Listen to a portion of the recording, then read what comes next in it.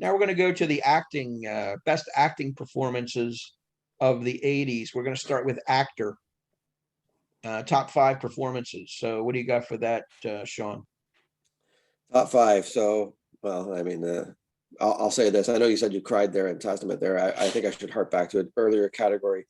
I actually cried during Aliens, just as a side note. So, just so you know. So, thank you for that. Actors, I did have a tie for number 5, and I really did have a tie for number 5. It's Michael Douglas in Wall Street, and Vincent D'Onofrio in Full Metal Jacket. As much as it's only 45, it's so memorable and so well delivered that I'm taking that one with me for as long as I'm here. I just won't forget it. It was really, really well done. Nice. My number 4 is Gene Hackman in Mississippi Burning. Ooh, good one. It's a real powerful performance that he gives in that. I mean, it's almost like he had the French Connection reincarnated into the Mississippi Burning neighborhood at certain scenes. And he's just so pissed off sometimes that it's, but he plays it so well. He's great actor. He's a fantastic actor, and I think sometimes he's just overlooked maybe a little too often. He's overlooked a lot. Yeah, he really is. Yep. My number 3 is De Niro in Raging Bull. Actually, his performance as LaMotta is. He won the Oscar for a reason. He deserved the Oscar for that, man. That was sure. That was a role. That's a role, and he was fantastic in it. My number 2, my number 1. To talk about the tough one here. So, my number 2 is Daniel Day-Lewis, My Left Foot. It's definitely one of the better performances that you'll see, and it's. I would not be surprised if either one of you guys might have that as a number 1. I'll tell you that right now, and I would understand that it's and it's a great pick if you do. So, but my number 1 is Newman in The Verdict, and as much as Rich, you touched on how he got the Color of Money Oscar. He got robbed for The Verdict, to be honest with you. I mean, Ben Kingsley was fantastic in Gandhi, but I think The Verdict, how acting should be performed and the supporting cast and everything else. Jack Warden is fantastic, James Mason is in James it. Mason, yeah. You can watch James Mason just because of his voice, let alone anything else. So it's I just think the whole script and everything else that goes with it. You can have some really good acting, but you have to have all the pieces to go with it. And I think the script and everything else that goes with it and how the movie moves. It's not a fast moving movie, man. It's a story. It's a real drama, and it plays that way. But you're hooked, and you're hooked because of him. Yeah. And I think that's that makes for one of the best acting performances I've ever seen. It is. It's a great one. Yeah. Brian? Good choice. I've got number 5. I've got Jack Nicholson in The Shining. I thought he did a fantastic job in that movie. Just Jack being Jack to some extent, but just a little bit more strung out on coke. And for 4, I have John Malkovich, Places in the Heart. John Malkovich is probably my favorite actor of all time. Really? I love all of his stuff. Yeah, absolutely. He's great in The Line of Fire. The Line of Fire is great. He's a great actor. He really is. How about Dangerous Liaisons? And Dangerous Liaisons. Great flick. Yeah, I was getting ready to say Dangerous Liaisons. He was just fantastic in. Yes, you're right. Yeah, and he was, of course, recently he's in Red. The action movie with Bruce Willis, and then I haven't seen that. The retired agents and stuff. Number 3 for me is Kevin Kline, Fish Called Wanda, playing Otto. I've already talked about that. He's fantastic. Kevin Kline's awesome. Number 2 for me was William Hurt in Children of a Lesser God. I love that. I think William Hurt, when we were talking about overall performances, for the whole decade, William Hurt was going to be my winner because he had so many fantastic movies that he did in the 80s. He was just fantastic. And this was my favorite performance. So this in broadcast news would have been really close for a William Hurt. And he's you know, on top in of the that, 80s. he's in Body Heat and he's in Gorky Park. I mean, Right, with you know. all in the same decade. I mean, Yep. that's a solid decade going on there, man. Accidental one- Tourist. He was in the Accidental Accidental Tourist. Tourist He is did the one. a fantastic job in that. And he But won. my He actually won for Kiss of the Spider Woman, which Kiss is of the probably Spider, yeah, Kiss of the Spider Woman. is not one of Yeah. my favorite movies, but he's good in it. You know, obviously. Yeah. Number one for me is Daniel Day-Lewis, My Left Foot, playing Christy Yeah. Brown. I would challenge anybody that if you go look at a body of work by a particular actor, I don't think you can find a bad movie by Daniel Day-Lewis. I Never. don't think you can do it. I mean, No. I've got, you know, Gangs of New York, There Will Be Blood, Unbearable Lightness of Being, Last of the Mohicans, Lincoln. I mean, Crucible. The guy just never did a bad movie, and No. he goes all in when he does acting. I mean, he just goes all in for the character. Anything that he needs to be done physically, emotionally, you know, he does it, whatever it takes to play the part. Just seemed to me like when I was looking at the list of acting performances, I'm going, I can't find a better one than that. I couldn't do it. Yeah. He's the ultimate method actor, man. That He guy truly is is, yeah. all in on that. When he's under the role, he's Yeah. He's the best in. for sure. All right. I threw this guy a bone. Ben Kingsley for Gandhi. I can't watch the movie again because it's long and tedious, but the performance, you can't deny it's great. He looks like him. He sounds like him. Everything about it is top notch. So I'm going to go with Kingsley at number 5. Number 4 is Dustin Hoffman in Rain Man. I got to give it to him. I love him in that movie. Number 3 is Paul Newman, The Verdict. You said it all, Doc. There's nothing I can say about it. Number 2, you both guys mentioned it already. Daniel Day-Lewis, My Left Foot. I mean, Jesus. It's mind-blowing to watch him on screen with the way he tilts his thing and the way the feet are curled, and he's playing a goalie in that one scene where the kids are trying to pepper him with some shots and just, oh my God. And the kid that plays him when he was young is fantastic too. Yeah. Remember the kid, you know, in some of the earlier scenes, there's a young Scenes. actor. Yeah. I can't remember the kid's Hugh O'Connor, maybe. There's a young kid in there that plays Daniel Day-Lewis as a youth.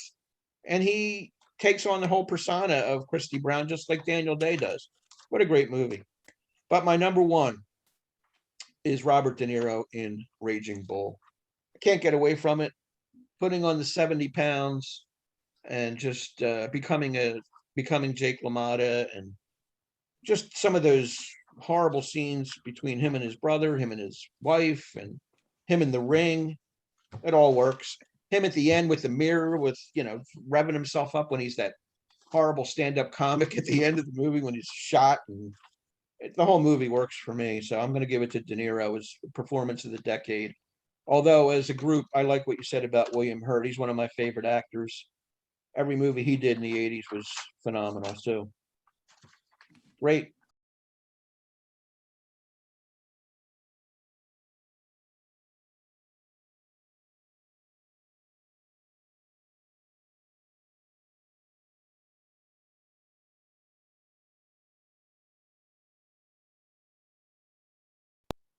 So now we're on to the actress. This will be interesting because I think we might go in different directions here. But Doc, what do you got? Yeah, yeah, I can see us going in different directions on this one, right?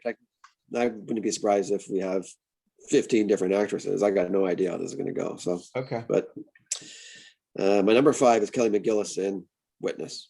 nice. That's my number 5. It's a softer kind of character and a very vulnerable kind of character. Yep.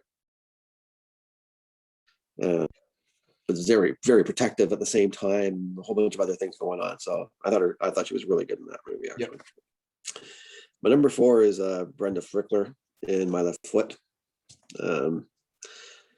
More than Is the just the mom. bird lady from Home Alone 2. She's she's really, really good in this movie. Yeah. And when we were doing this, I had to revisit My Left Foot again, and I was just I watched it not too long ago, and it's, man, it's an awesome, powerful movie, man, and she's really, really good in this movie. So Yeah. It was a standout performance. My number 3 is Kathleen Turner in Body Heat, as I go back to that one again. So, man, she has almost that, I don't want to say the Denzel Washington Training Day kind of vibe going on there at one point, but it's like, man, she snakes you pretty good, man. That's all I can tell you. So, and you don't forget it when you're burned like that. So it's a really good performance, really good performance. And that was her first movie. This was in my top 2. I think it's her first movie.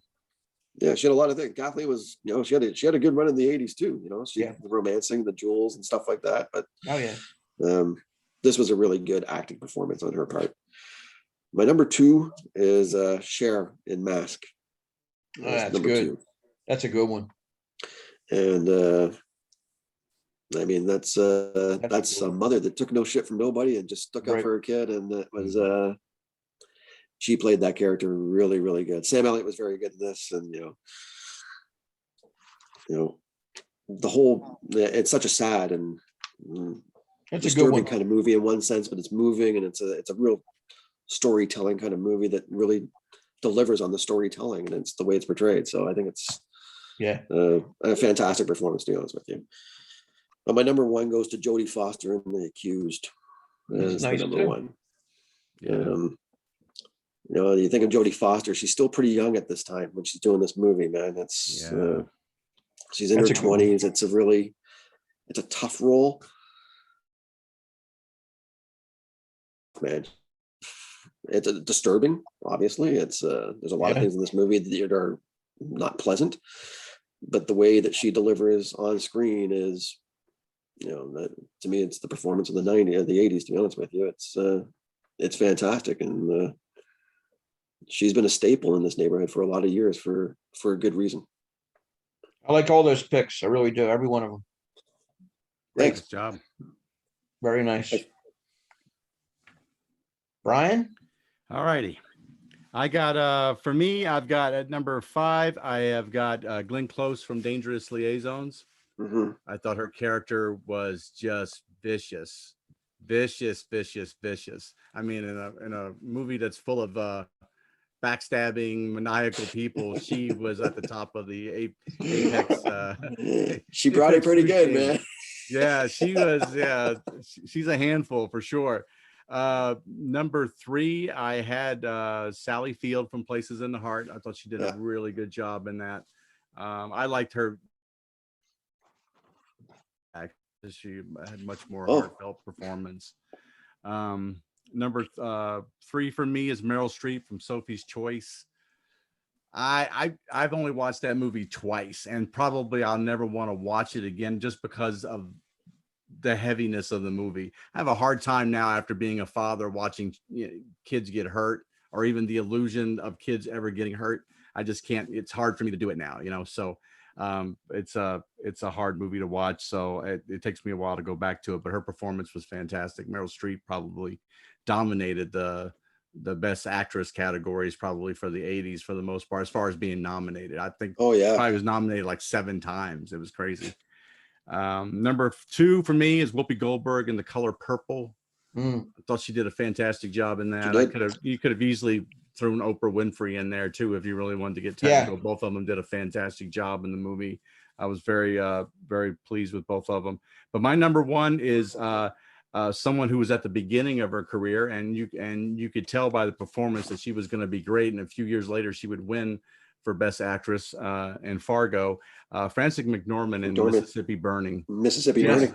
Just fantastic job in that. I mean, without going into it too deep, I mean, her portrayal of Mrs. Pell, the wife of the basically Klansman deputy that in the town there, she portrayed it just exactly what it's like to be the wife of someone who's an abusive husband and the South. And because I grew up in the South, I had an abusive stepfather, so I know what that look looks like on a woman's face, and she portrayed it perfectly. She did a fantastic job in that movie, so I had her as number 1. Great pick. Very good. I like that pick. I'm gonna go, number 5 is in a supporting role, Linda Hunt, The Year of Living Dangerously. Dangerously. Wow. She Yeah. plays a man, a guy named Billy Kwan, who's like the real heart of the movie, really, a liaison for Mel Gibson's character and Sigourney Weaver. And she's very believable. I didn't even know it was a woman until the credits rolled. So that's good enough for me. Number 4 is Sally Field, Places in the Heart. I love the movie and all those little supporting characters around her with Danny Glover, Malkovich, and she is just fantastic in that movie. Number 3 is Glenn Close.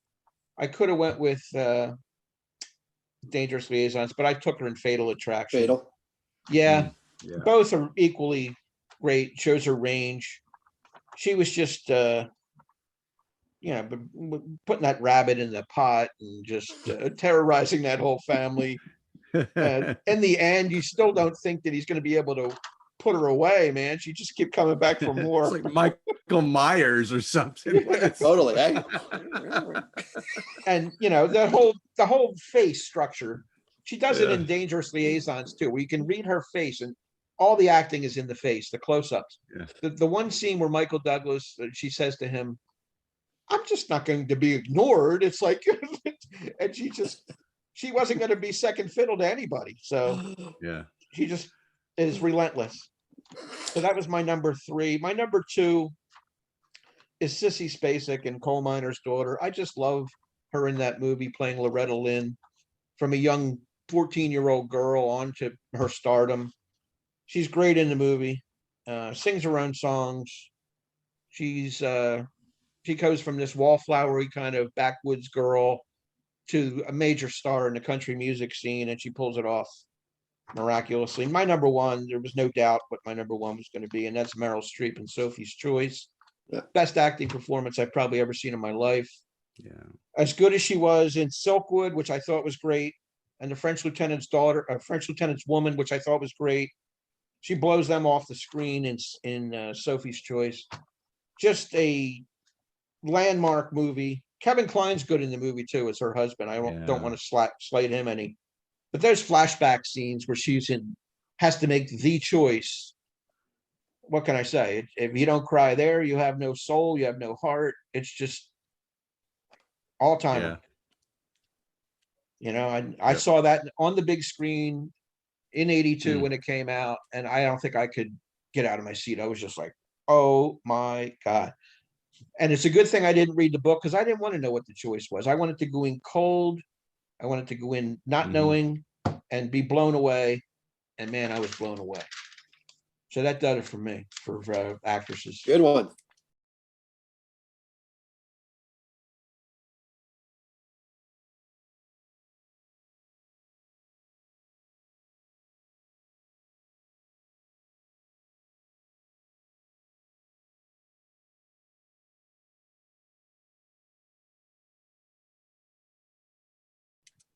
Now we are down to the wild card. We did this category because we didn't want to leave any stone unturned in the 80s. If we missed it in our previous categories, feel free to talk about any 5 movies at the end here. So Doc, what do you have as your 5 wild cards? I tried to give a little bit more again of try to spread out the love, shall we say. Yeah. Different kind of genres, I guess. So my number 5 is RoboCop.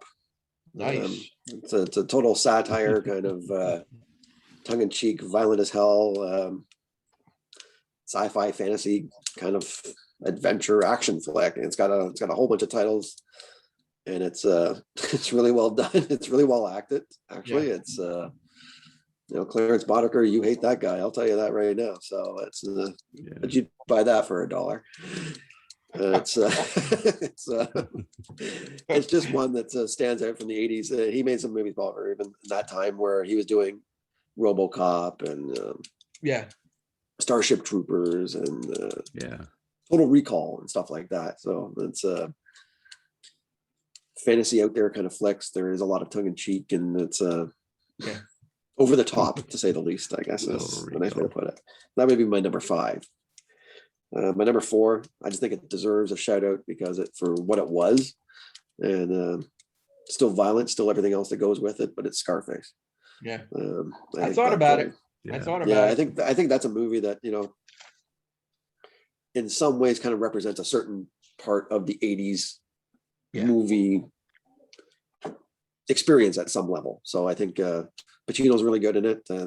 Another De Palma movie. Another De Palma. There you go. Right. So I think between the three of us, I think we like a little bit of De Palma happening here. So it's maybe some Scorsese's. And there's a few probably overlap. Yeah. The 80s is what I would say. Yeah. My number 3 goes back to one that Brian mentioned earlier. It's The Killing Fields. I think it's one that's kind of overlooked, but it is overlooked. The war side of things, and it's real. It's like a raw movie. There's nothing like Sam Waterston is okay in it, but I find the rest of the performances to be just almost like a tier better in one sense. It's not that Sam's awful or bad in it. I'm just saying that I like Sam. Sometimes people are better. Sam's good. Sam's fine. Isn't Malkovich is in that too, right? Isn't John Malkovich? Yeah, he's a cameraman, right? He's like I forgot. He's the camera dude. He's going around, do the passports. And That's else, right. So, that's right. That's a good movie. It's a really good movie, and there's almost like two sides to that movie. Like back in Cambodia, he's there, but he got his family out. And all I just think it's worth a watch. It is overlooked for a Best Picture winner. It's overlooked. It's unbelievable. My number 2 wild card is The Changeling, covering off like a horror kind of thriller, sci-fi or thriller, I'd say, horror thriller with George C. Scott. Yes. I'll never forget the commercials, let alone anything else about the ball bouncing down the stairs or That's right. That's right. The old decrepit wheelchair floating around, chasing him down the stairs and stuff like that, and stopping at the top of the stairs, and you're looking down thinking it's a creepy kind of horror, kind of creepy, supernatural kind of flick, and it's and outside everything else, it's George C. Scott, so it can't be that bad. So one of the best. I mentioned earlier there because of Cher, it goes back to Mask. I think it is a movie that should be watched out of the 80s just because it's good, it's powerful, it's really well done, and the performances deserve to be seen. Eric Stoltz too. We can't sleep on Eric Stoltz. He's great in that movie. And it's based on a true story, so there's that bio side and everything else to it. But it's what was his name? Rocky somebody? That's exactly it. Yeah, Rocky. Rocky. He was in with the bikers, and it has a lot of heart. It has a lot of heart. Ton of heart in that movie, and like I said, a lot of really good performances. And he's fantastic. Eric Stoltz is fantastic in that movie. But Cher is the best thing in the movie. Cher is the mother, is just perfect in that movie. Awesome. Yeah. So those would be my 5. Should we say very good cards? Excellent job. Thanks. Brian, what do you got? I got number 5. I've got Near Dark. It's a I like it. Great. It's a neo Western vampire movie. It's got Bill Paxton in it, Lance Henriksen. It's kind of a, I remembered it because we were running through the Westerns trying to find Westerns and stuff. And I was like, geez, I said, I remember this movie. I forgot that it was actually, kind of a neo Western. A guy comes to town and all this bad stuff is happening. And now all of a sudden he's got to help people deal with it type of situation. So I thought that was a little off the beaten path. Also Ghost Story. Good one with Frank Sinatra and all the old guys there. They're all evidently when they were younger, they accidentally they thought they killed this girl, put her in a car to get rid of the evidence, and then found out she was actually alive, and she's beating on the window. And beating on the window. That's right. Water. And then it's like they're all haunted by that and haunted by her ghost in their latter years. A great movie. Was that Fred Astaire? Yes, Fred Astaire. I'm sorry. Fred Astaire. Yeah, that's what it was. Yes. Number 3 is The Last Emperor. I know it kind of like shoved your Steven Spielberg guy out of there, but I actually like the story of Puyi. I could watch that movie quite a bit. I really liked the camera work and the tone. Thought it was good. Great movie. It's a good movie. Yeah. Number 2 is Ordinary People. Kind of one Best Picture. I kind of like it because it's dealing with grief, and sometimes the best path forward to deal with grief, especially in the loss of a child. It teaches you that it may not be together, especially as husband and wife, that, your path forward may not be together in order to get past the death of a child. And it's a pretty good flick. Donald Sutherland does an incredible job in that. He's amazing in that movie. He's fantastic. Very good. Number one for me is The Big Chill. Nice. I thought The Big Chill was like the representation of, the kind of the boomers growing into the middle age and starting to realize that, that they really didn't live up to all the dreams that they had, and they really don't even know each other as well as they thought they did. I think because William Hurt touched upon it when he was talking to him, saying that, it was easy when they were young because they all came from privilege. Yeah. He said it wasn't until they actually went out into the real world and tried to make it that they realized that, it's hard out there and we really don't know each other at all. We're really not that great. We don't really understand each other. But, in the end, obviously that they still, are, want to be friends and all that other stuff. And they try to just remember the good times and stuff. And what an all-star cast. I mean, fantastic. Is there a scrub in the movie? No. I don't know. Maybe. Well, do you know maybe what? I tell you, I'll say that Kevin Costner's performance is really, it's a little stoic for me. Yeah, it's it just didn't. Little wooden. It's just the delivery was really lacking, I found. So, I don't know. Yeah, great performances by everybody in that movie, though. Yeah, fantastic. Great soundtrack, everything. There's William Hurt again. We mentioned the string of hits. He's in there William too. Hurt. And he is great in The Big Chill. He's my favorite character in The Big Chill. Yeah, it's He Kevin really Kline.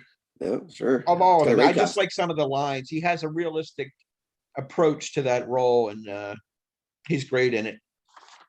So yeah, my wild cards. A lot of these are big name movies that I couldn't fit into the other categories, but I'm just going to rattle them off. Number 5 is Tender Mercies from 1983 with Robert Cavall. Robert Duvall as the down and out country singer who is sort of on his last legs. He's taken in by Tess Harper and her little son there, and sort of making a comeback in ways. Plays a demo tape for somebody, and there's a heartbreaking scene in there with his daughter, another Ellen Burstyn role, where she comes to find him, hasn't seen him in like 15 years, and just heartbreaking. I love Tender Mercies. It's quiet. It's shot in Texas, I think, and it's just a beautiful movie. Number 4 is Ordinary People. I had to get it in. I love Ordinary People. Again, the grief, the Timothy Hutton character, he carries the movie in a supporting role. He has a lot of guilt over the way his brother dies, and you got the whole parental thing with Mary Tyler Moore and Donald Sutherland, both great in the movie. One of them, Timothy Hutton can talk to, the other one is just shut off. Yeah. And it's beautifully written and directed by Robert Redford. The last scene of the movie is another one you have to cry at, I think, at the end, where Hutton and Sutherland are sitting outside the white picket fence there at the end of the movie, and it's just it's very emotional to me. Number 3 is Witness. Sean brought that up earlier. I love Witness.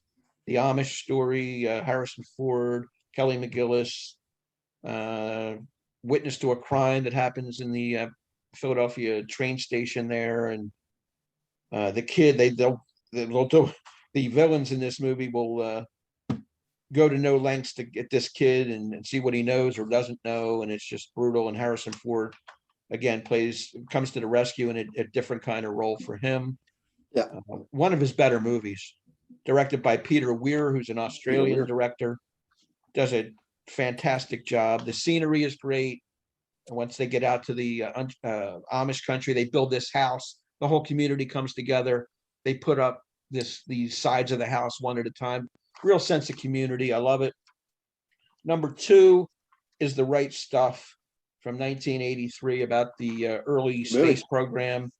Again, great actors in here. You got Ed Harris.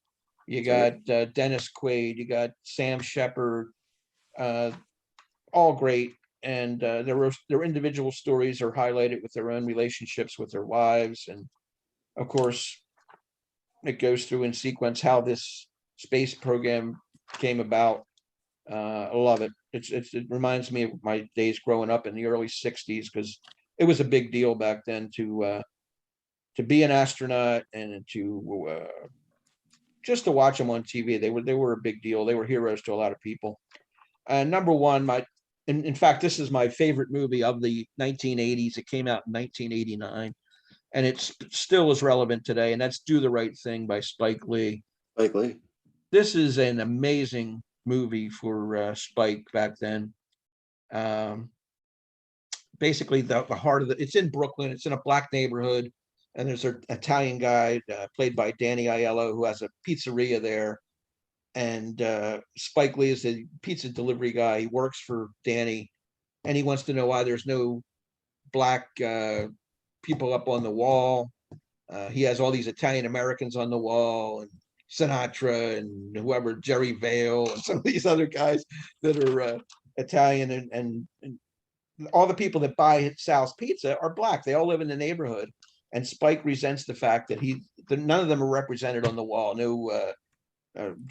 Whoever the big players were back then, Julius Erving or Michael Jordan or whoever. Where's Prince? Where's this guy? Where's that guy? Where's Stevie Wonder? None of them are on the wall. And the dialogue is great. Spike Lee can write dialogue like nobody's business. All the racial tensions, all the underlying, it's all seething, waiting to explode by the end of the movie. And you got some of these. Yeah, John Turturro is great in that movie. John Turturro's like Sal's racist son. Yeah. And they go at it with their own little dialogue. The scenes are great.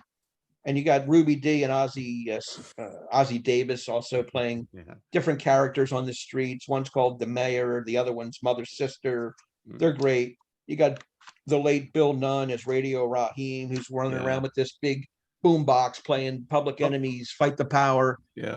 Just like a vignette of summertime in Brooklyn.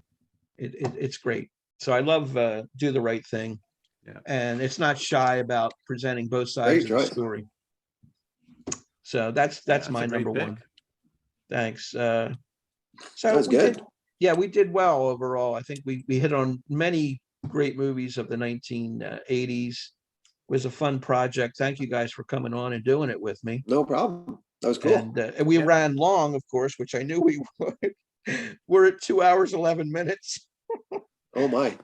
We trust your editing skills. My editing skills are going to come into play, or we might have to divide this up into parts. I haven't decided what we're going to do yet. But anyway, thanks very much to both Sean and Brian for doing this with me. Outstanding. I hope people will watch, because if you're a movie fan and you remember the 80s, you're going to like this video, I think. Anyway, subscribe to Brian. He has a channel, AYBL Maine. Check my stuff out if you haven't already. Sorry, it's not music related, but once in a while I like to dive into the movies, and that's just the way it is. Doc, thanks again.